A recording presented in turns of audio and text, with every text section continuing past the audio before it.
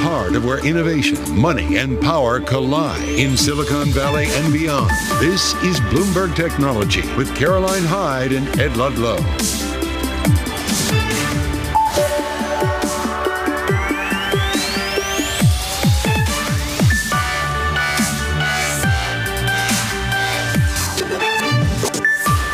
I'm Caroline Hyde at Bloomberg's World Headquarters in New York.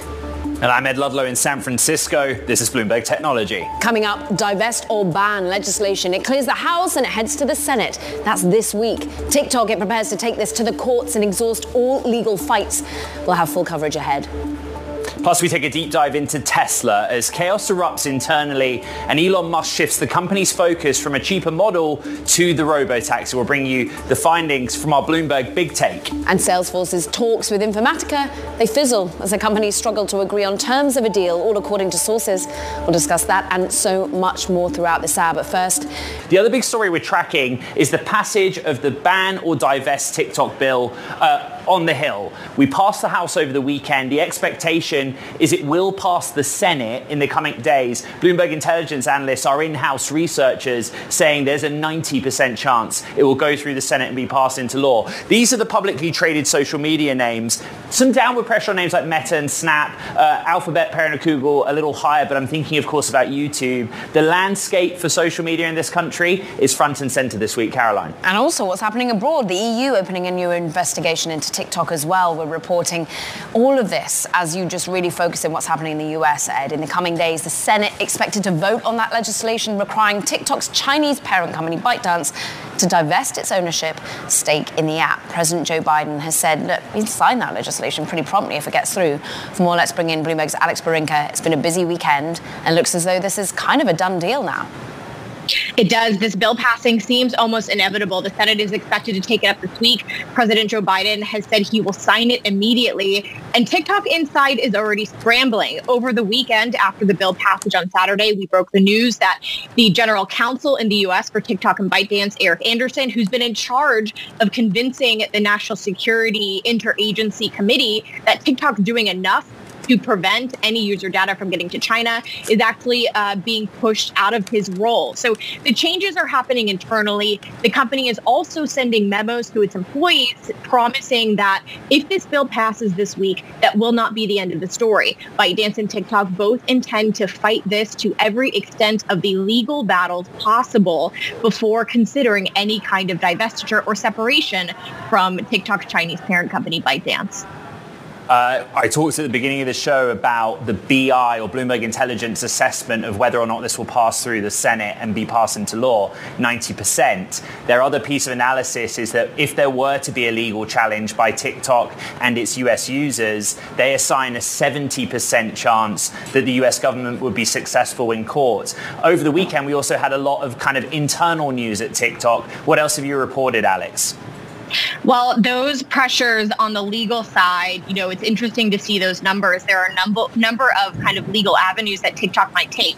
We saw them when the state of Montana looked to ban the app, stand behind a number of users who actually sued. There might also be folks like small businesses or other organizations who feel like they're being harmed. So certainly the pressure is on here in the U.S. And then just this morning, Ed, as Caroline mentioned, the European Union opened a new probe into whether ByteDance violated the bloc's new content law when it launched an app called TikTok Lite app in France and Spain without providing a full risk assessment. So if you're internal at TikTok right now, you are not only dealing with this inevitable passage of the bill that BI, Bloomberg Intelligence, puts at 90% passage, you're also having to fend off continued pushes for fines, scrutiny over privacy, and again, just the intense, unprecedented attention that this move by U.S. Congress has made, and perhaps has gotten lawmakers in other geographies thinking, if the U.S. is doing something like this, should we be taking a closer look?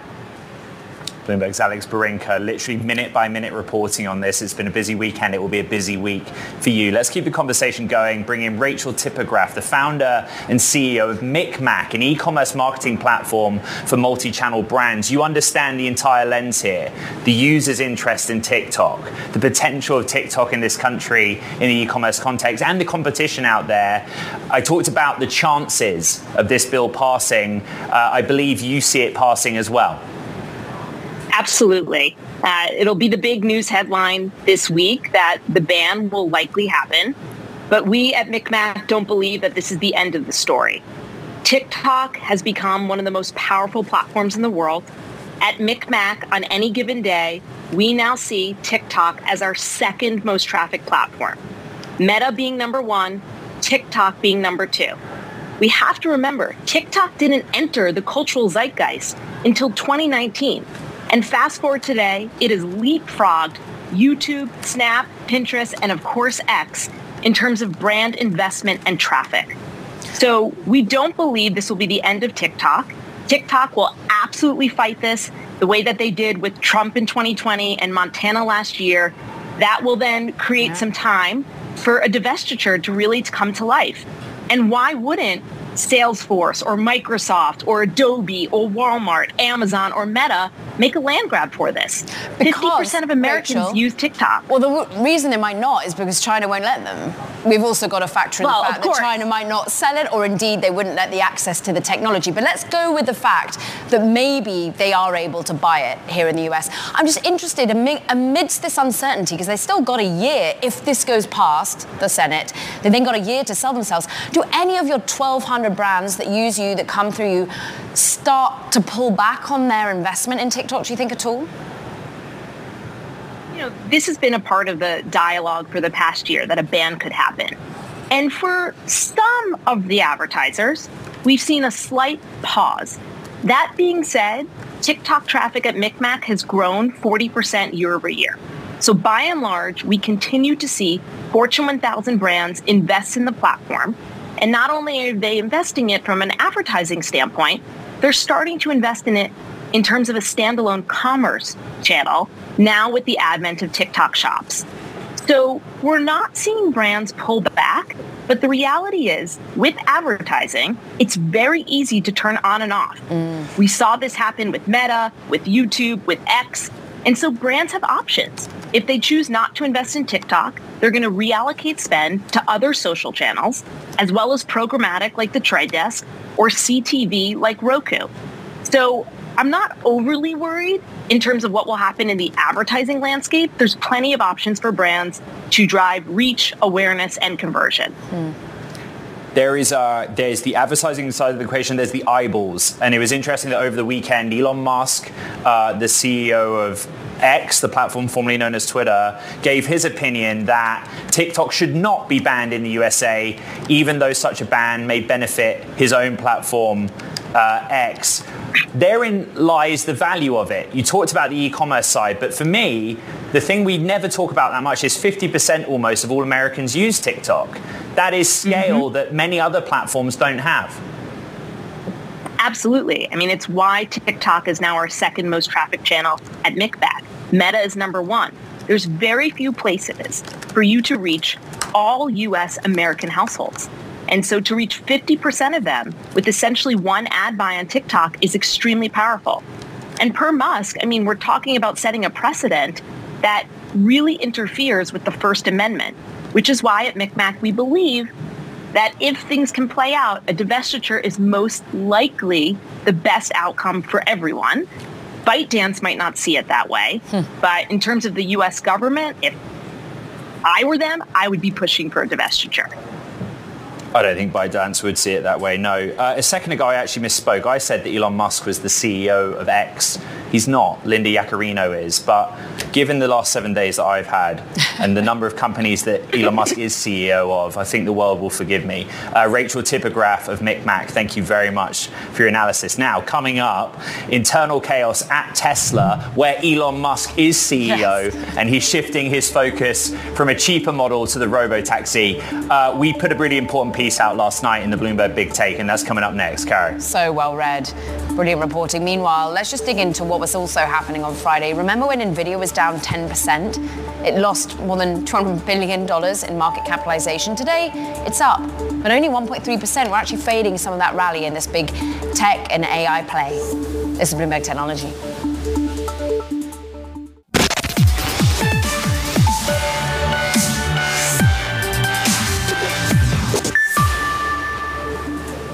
Bloomberg big take. Tesla consumed by chaos amid CEO Elon Musk's shift of a focus from new, cheaper models to clearly a robotaxi. And Caroline, what we tried to do was clarify what's going on. And my understanding is this is Elon Musk. He's come back in and said, yes, robotaxi is the focus. A cheaper EV is not completely scrapped, but it is confusing.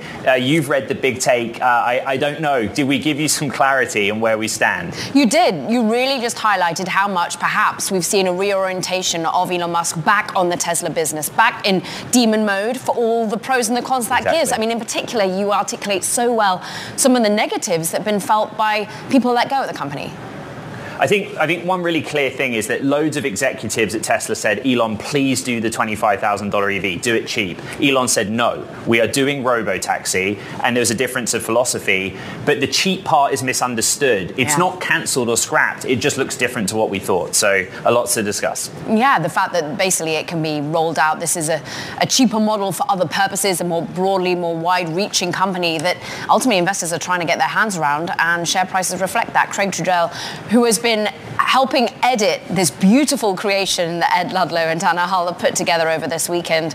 Craig, your key takeaway, and I think for many investors is right now, what are the priorities? And that's it. The priority right now is robotaxi, but for a greater good, for a broader, cheaper offering. Yeah, I was talking with some of our colleagues at BNEF, and I think, the idea that maybe what Elon may make the case to Wall Street tomorrow is we already have a $25,000 car. He will be spinning when he says that. But when you sort of take into account gas savings and tax credits and so on and so forth, the Model 3, after the price cuts of the last year plus, is getting pretty darn close to that. And so, I think that what we'll see from Tesla in the months to come is this attempt to kind of, further emphasize the value that they're offering with the Model 3 and the Model Y. Per Ed's reporting, apply some of the work that's going into the platform that they want to use to underpin the robotaxi to bring the Model 3 and Model Y costs down even further. I think the real question is whether or not that's going to cut it for Wall Street, because they want to see some new products. We tried to give some clarity on that. We tried to give some clarity on the layoffs. And the way that one source put it to me is deliveries were down 20% sequentially in the first quarter. So Musk turned around to the other bosses and said, if deliveries are down 20%, let's just cut headcount 20%. Not for any reason to do with cost saving necessarily, but this is like the Elon Musk playbook, Craig, right? And when you edited the big take, I hope that you got the sense that this is Elon Musk pulling the strings on this. Yeah, and it takes me back a little bit to the Walter Isaacson biography where, I feel like the word delete was in that book, at least 50 times in terms of, whenever, Tesla or SpaceX or these various companies that he runs, run into trouble, he just comes in and wants to cut everything and get rid of everything and question why, companies are doing things, building things. Why do we need that part or component, or why are we doing this process? I think the question is, whether he's sort of cut to the bone here. And, we're even sort of seeing some questioning of whether or not he's effectively doing that in these price cuts over the weekend, whether there are going to be any earnings left in China, in terms of how far they've gone with the Model 3 and the Model Y in that market. Ed, the key point here, Craig, is we all think about this bigger picture and then look ahead to the micro. Little over 24 hours, Ed, we get the earnings. Yeah, just shout out to Craig and to Dana. In 24 hours, we will have earnings bingo again. And we'll find out on what I would say is probably one of the most important earnings statements and calls in Tesla's history, because investors just want some clarity on what the strategy is. Craig, in one word or one sentence, what are you watching for? I just, as much hype around AI and full self-driving as we can possibly imagine. I think that's the expectation, because there aren't many other cards to play. Craig Trudell, brilliant editing throughout this weekend on some much important reporting. Thank you. Let's get into those earnings and more broadly across the tech sector. Megan Horniman, CIO at Verdance Capital Advisors. I understand Verdance Capital Advisors does have some exposure to Tesla, and more broadly, have you felt that the market has priced in some of the worst here for a business like Tesla, for some of the less than magnificent 7? I think broadly speaking, I still think there's some downside, specifically because some of these stocks, Tesla included, have been really driven by momentum. It's been a pretty big decline that we've seen in Tesla, but the clarity's not there. From broadly speaking, from the Magnificent Seven, this earnings season, they have a lot to prove. Valuations are very elevated, and if we don't see this come through from an earnings perspective, I think there's more downside and a little bit more of a valuation correction. What I love about your notes, your analysis, Megan, is just how deep you go and sort of ultimately how powerful and encompassing those Magnificent Seven players have been. I read in your note that, in fact, 5 of the Magnificent Seven companies, so you're talking NVIDIA, Amazon, Meta, Alphabet, and Microsoft, have expected to be the top 5 contributors to year-on-year earnings growth for the S&P. Basically, if they don't give us what we need, earnings are more broadly going to fall across the rest of the S&P. No, they'll definitely be, I think, a lot weaker than the anticipation right now, and the anticipation is only for about 0.5% year-over-year earnings growth. So there's a lot riding on these Magnificent Seven. I think that's also why you're seeing the markets, they're kind of moving, they're up a little bit today, but moving sideways. They're going to wait they're waiting for earnings. They're also waiting from an economic standpoint, the PCE that we get later this week, personal income and spending, and then that first read on GDP for the first quarter. Megan, good morning. It's Ed in San Francisco. There's a UBS note this morning doing the rounds. A lot of people are talking about it, and they've cut their view on the big 6 to neutral from overweight, but they're basically saying tough comps this quarter. And I think that they're kind of suggesting that if you go away from the big 6 or Mag 7, whatever you want to call it, there is some other technology out there. There are other corners of the market to play in. Do you share that thesis? Yes, absolutely. These stocks have had a great run, but they have to now, as we mentioned, the valuations are very high, and people are looking for outside of that to make money. Not just in the large cap space, but I think if you look in the small and mid cap space, I think there's a little bit more value there. They haven't participated in this rally in the large cap space, and if you look from a long-term perspective, from a valuation standpoint, they're historically cheap versus the S&P 500. They're in the same boat though from an earnings perspective, that there's a lot of uncertainty around earnings in the next couple quarters. But if you can withstand that volatility and look longer term, these may be some opportunities in the market. Megan, there is quite a lot riding on earnings, I feel like, this season. And lots of people say, well, if earnings don't deliver for us, particularly on the big 6, Mag 7, then tech will fall away and the market will go with it. We like drama on the show, okay, but realistically, how worried are you about the stakes in the coming weeks? I'm quite worried. We had a little bit more than a 5% correction in the market over the past couple weeks. That was not enough, in my opinion, to really warrant to look at these elevated valuations, and then also take all of these mounting risks that we have from an economics standpoint, from a geopolitical standpoint, from a Federal Reserve standpoint. I think there still is a little bit too much optimism about what the Federal Reserve can do, and our bigger risk here is, what is inflation going to do? Are we really in the midst of a reignition, I guess you could say, of inflation? If that's the case, these stocks and these earnings expectations and these valuations are just not sustainable. Megan Horniman of Verdance Capital Advisors, really appreciate your time on the show.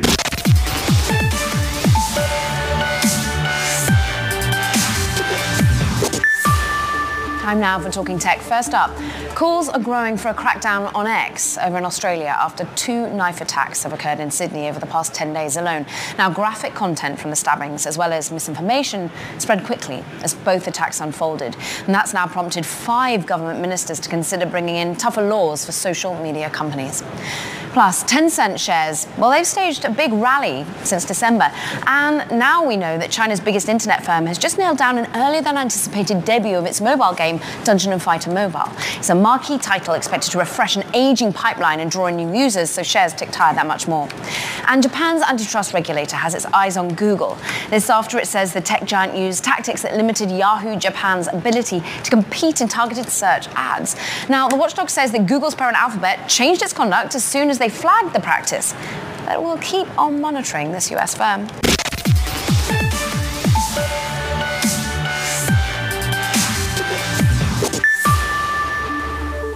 Apple's next big thing is a push into on-device large language models.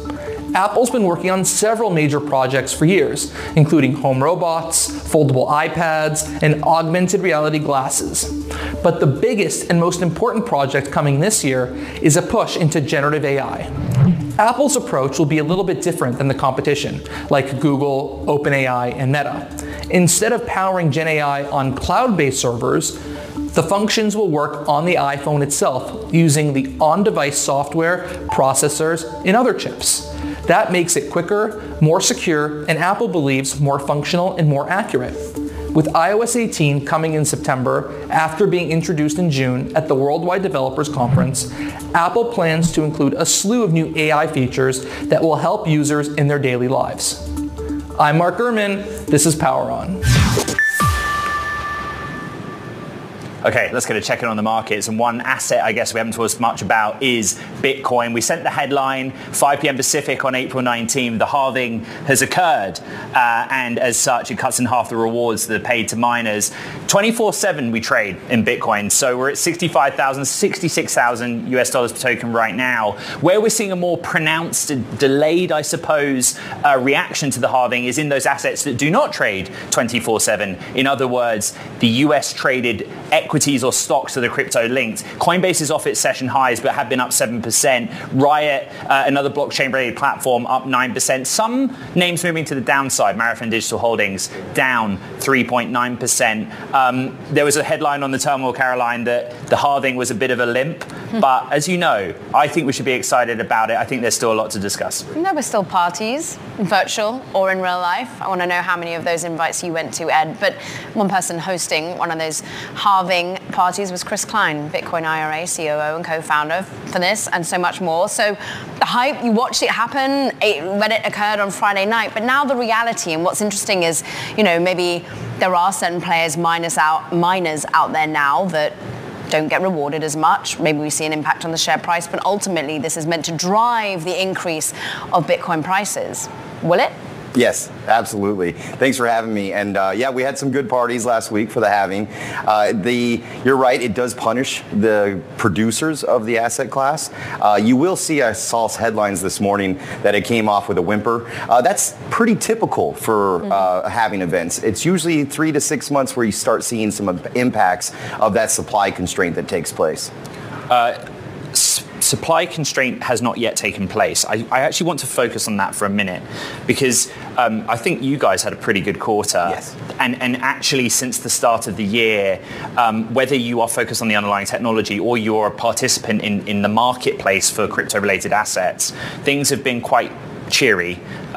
Put that into context for us. As everyone was bracing for the halving, they were also doing business and carrying on with it. Yes, absolutely. It's kind of interesting. You expect this big Times Square event where everything changes, the year is turned over. And in reality, it's just we've hit another block, the next 210,000th block, in which it's in our code, it's in our DNA to cut the rewards and then limit that supply. This is not happening in a vacuum either. So you've got ETFs that are taking a lion's share of these things right now. We have a few $1 billion of assets, client assets under custody inside of our platform. And there'll be more and more when less and less is available, which is really in contrast to the almighty dollar and the way the US dollar works today. We actually reward producers of currency every 4 years with things called re-elections, right? That I get the parallel of.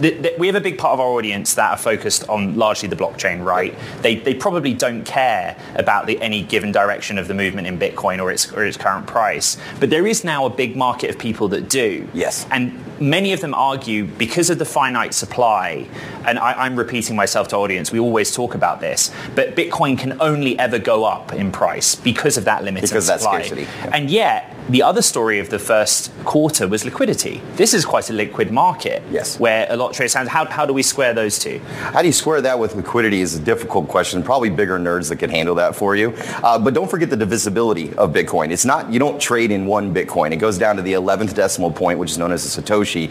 And as we get further and further down that scarcity, you're going to start seeing the impact where people will be, wow, you're a one Bitcoiner, and that will be a huge deal. I think you can't have this conversation about Bitcoin Bitcoin halving without talking about inflation. They're very intertwined today. I was reading a study this morning.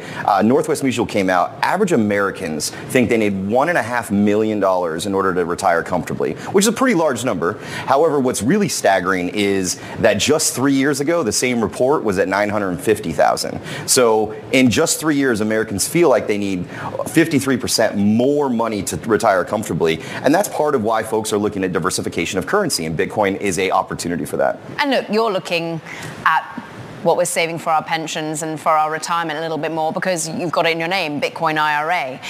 You don't just offer Bitcoin, you offer other cryptocurrencies. But more broadly at the moment, this coming of an ETF was meant to tempt in the so-called boomers, to get them back into allocating to and attempted to allocate into Bitcoin. But what about the rest of the altcoins, and how are you seeing interest pick up as we start to talk more of an ETH ETF too? Yeah, the ETH ETF is starting to get some build-up. We should maybe expect that later this year. I don't get excited because I waited 7 years for the Bitcoin ETF to get approved. But there are a slew of coins, thousands of them. On our platform, there's about 65 different coins that are available or currencies available today. And they're all serve different utilities. Ethereum is really the backbone of the future of the web or internet, as we can think of it, which is designed for smart contracts. Actually, I wish my 10-year-old daughter was here. She was on a podcast with me last week, and she has one-word associations for these. Bitcoin is money, Ethereum is contracts, Ripple is banks, and Litecoin is her favorite, shopping. I actually think that the huge body of our audience get that, and they appreciate just simplifying things a little bit. Chris Klein, Bitcoin IRA CEO and co-founder, it's great to have you on the program here in San Francisco. Thank you.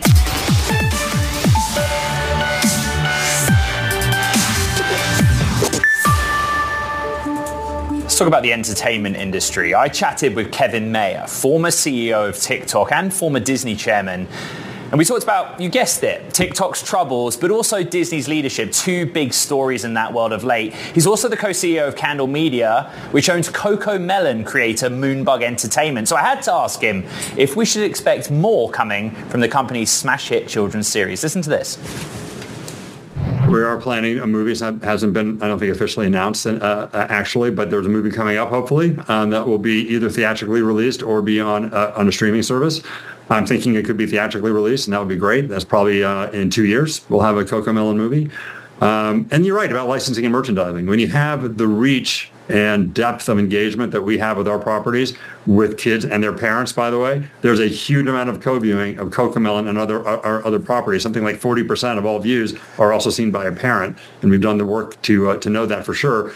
That does lend itself to developing a whole set of licensed properties that are based on that character. Toys, T-shirts, soft lines, bedroom accoutrements, all the stuff you'd expect. We're in all of it. Kevin, you've mentioned it several times over the course of the conversation. I'm sure it's come up at Jefferies, and it's a big part of your history and your present. It's Disney. Who do you think should be the next CEO of Disney? And I'll jump in and ask if you'd throw your own hat into that ring. Well, I'm pretty busy. I have a tech fund that I'm working with. I'm a co-founder of. I have Candle Media. I'm doing some other stuff. And Disney has a very, very solid set of leaders below Bob. So they have a great bench. They have people that have been there a long time that really understand the Disney culture, the value and prominence and dynamism of brands. And I think most likely they'll go internal and they have candidates that I think are wonderful. So that's where I think it's going to go. And my hat, I have not tossed my hat in the ring, actually. So, I'm doing my thing at this point. There are many streaming platforms to choose from. You kind of summed it there. One of the names you didn't mention, for example, was Paramount Plus, and Peacock is one that I think about a lot. Is there a world in which all of these survive independently, or do you see some consolidation? And I know you must get asked that all the time by the financial press or financial networks like ours. But again, I point to the idea you're sat on the other side of the table, the content creator, and you've got some power and interest in where it's distributed. Look, I don't know what the future of Paramount Plus and Peacock are. Obviously, I don't have a crystal ball. I do think that there's a scale issue with them. I do believe not every single studio can have an associated streaming service that has the same prospects as a Disney or as a Max or as a Netflix, or an Amazon for that matter. I left those out, but that's obviously been a huge player, as is Apple TV Plus. I do think consolidation is inevitable. That is just natural economics 101. When industries start off and everything's about growth and cost of capital was very inexpensive back when Netflix started the ball rolling. I think that there was very free access to capital and a lot of patience on behalf of investors. And I think as the industries mature and as you're starting to penetrate more households and as natural, growth starts to level off, always consolidation happens. And then you have to start focusing on costs and cost synergies and the synergies inherent in possibly in mergers and the like. And I think that is a natural course for any growth sector to evolve into. And I think that's what you're saying in streaming. It will happen there too. Kevin, I'm pushing my luck here. I'm being told that we got to go, but I would be remiss if I didn't ask you about TikTok. Just your assessment, having been inside and now on the outside, of what you think will happen. I know you don't have a crystal ball, but the political will is to a divestiture of US ops, and TikTok seems to think that domiciling US user data in US-based servers is the answer. It's hard for me to call. I haven't been at TikTok for several years now, so I'm just observing it the way everyone else is observing it at this point. I will say this about TikTok. It's a great team. It's an independent company, although it is Chinese. It is not, as far as I know, run by the government in China or anything else. I don't know. I'm not familiar with all the different security concerns that our government may or may not have. But I do know that the folks that I dealt with at TikTok were high quality people. The product is obviously super impressive and engaging and has taken over large parts of the media and social media landscapes already. I don't know what's going to happen. It does seem to be bipartisan, more so than most issues these days. So it's going to be interesting. I hope the right thing happens there. That was Candle Media co-CEO Kevin Mayer. Caroline. What a wide-ranging conversation.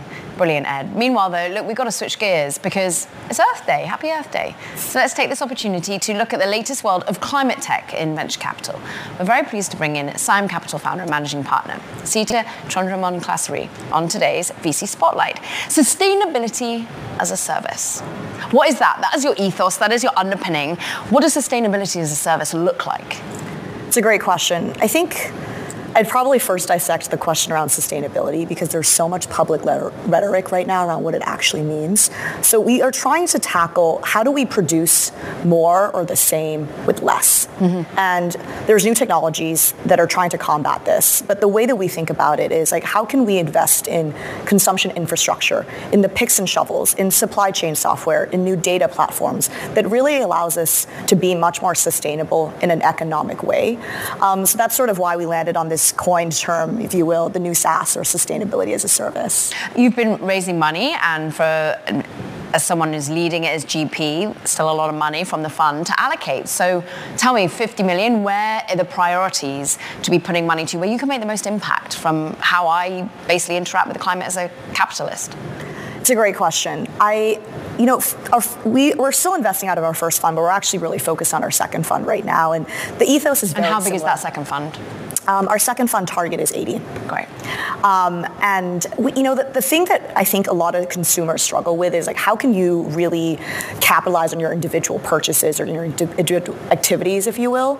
And one of the things we always come back to is that sustainable solutions are not really long-term sustainable if they're not cost-effective and if they don't really inhibit the consumer's life that drastically on a day-to-day. Because at the end of the day, we're sitting in a Bloomberg office. We live in a capitalist society. So we need to focus on investments, and we need to focus on solutions that don't totally change the way that we behave, at least not so drastically. I've got to get a flight still, for example. Exactly. And it's a lot of the times as an investor, we're thinking about how do we evaluate businesses that are a lot more practical, that aren't necessarily from the echo chambers of you need to be net zero tomorrow. So that's really where we're sort of leaning our biases these days. Sita, we've done a lot of reporting on the program about funds, new funds, that are focused on manufacturing, industrial funds, but they have the same thesis. Just very specifically, what's the opportunity for you? Is it on something tangible, hardware, or are you also looking at software application as well?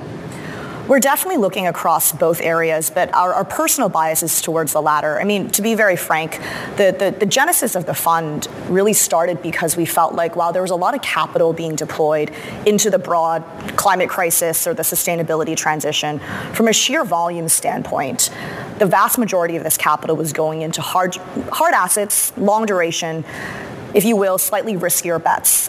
And while that's a super noble ambition, if you will. And I'm so happy to know that the funding is out there for those initiatives. At the end of the day, this transition is not going to happen just because we have these decade-defining technologies.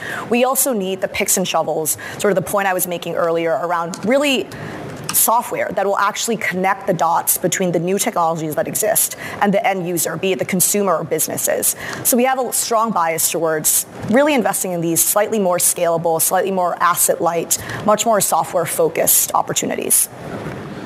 What is the pitch then to LPs? Very quickly, just how do you sell it to them, the vision? I'm probably going to stay away from that just because we try to keep those conversations in private, but also more so it really depends on what your perspective is on the transition. But our stance is very much that, over our lifetime, one of the greatest transitions or one of the greatest problems, if you will, is this sustainability transition. But as a function of that, it's also one of the greatest wealth creation opportunities. And we need to be able to find ways in which we can invest in that transition in a much more asset-light way, in a way that is a little bit more tangible. And as sort of to go back to her thesis a little bit, or to answer Caroline's first question as well around consumers, in the US where we sit, and this is also pretty akin to a lot of developed countries, the biggest shareholder of the economy or the biggest stakeholders are consumers. We hold over 70% of the GDP. So on aggregate, this is a massive moving power mechanism. And consumers, if we're forced to change every facet of our lives, what we do, how we spend our time, how we move, it forces businesses to also change the way they do business. And that really is the essence of how we think about the space. And talking about how you move, that's why you're in companies like Cowboy, Tomorrow Farms, how we eat, how we consume. Siam Capital founder and managing partner, great to have you with us. Thank you so much, Sita Chandramon-Klessary. Ed, what have you got coming up? Another big story, and they keep coming. Salesforce talks with Informatica fizzle out. In fact, there ain't no talks at all. We'll talk about those details next. This is Bloomberg Technology.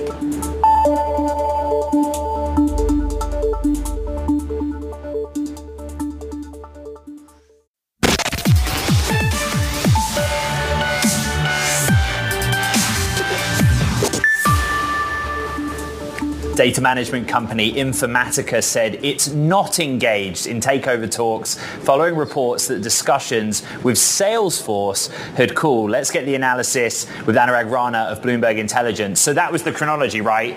Bloomberg had reported there were talks. Then Bloomberg had reported that they had cooled specifically over price as the sticking point. And now Informatica has been forced, I guess, to come out and say no talks. But I don't think many people really understood the deal anyway, Anurag. Yeah, we are happy there is no deal for Salesforce's sake. I mean, Informatica is not growing at that same rate as Salesforce is. And, we are happy with the way what Salesforce has done over the last 12 to 24 months, stayed away from deals, focused on margins, focused on organic growth rate. And I hope for their sake they stick to that, at least for the near term, because as you remember, this was the biggest criticism for Salesforce for several years, that they move into slightly profitable territory and then they'll go out and buy something big. And then, shareholders don't get the benefit of the leverage that comes from a SaaS model. To that end, well, this was going to be the biggest deal since all the way back to Slack being bought for $27 billion. I'm interested, therefore, what is it that they just wanted to add, and what would you like them to add organically, if not inorganically? Yeah, see, one of the things is Salesforce has no shortage of, I would say, opportunities in the long run. They have a massive customer base on sales automation and customer service. A lot of that, what they have to do is make sure these products work well. Now, when they were looking at buying Informatica, they actually bought a company called MuleSoft a few years ago that does some stuff that's very similar to Informatica. Informatica is slightly larger than MuleSoft when it comes to that. But honestly, they just reported, Salesforce reported that MuleSoft grew 22% the last time we had their numbers. That's a massive growth rate for a company internally, what they're doing on data management. Informatica, on the other hand, if you look at consensus, is growing at 6-7%. So from our side, I was surprised that they're even, considering at this point, given all the opportunities they have organically. Anurag, so great to always get your perspective on why perhaps you like the idea that M&A isn't going thick and fast over at CRM. Anurag Rana, we thank you. Bloomberg Intelligence, all things Salesforce, all things, busy Monday day. We're talking TikTok, we're talking legal, regulatory issues, we're talking your big take, which is a must-read, Ed. Yeah, and it's all happening at once. I think it's going to be a massive week. Earnings start in earnest. Tesla, massive, obviously. But the show was an important way to start the week. So recap on the podcast. We're really grateful. So many of you are listening to the show as a podcast on your way to work, your way home, wherever you are in the world. You can get it on Apple, Spotify, and iHeart. We do have a big week. So from New York City and San Francisco, join us for the next 4 days. This is Bloomberg Technology.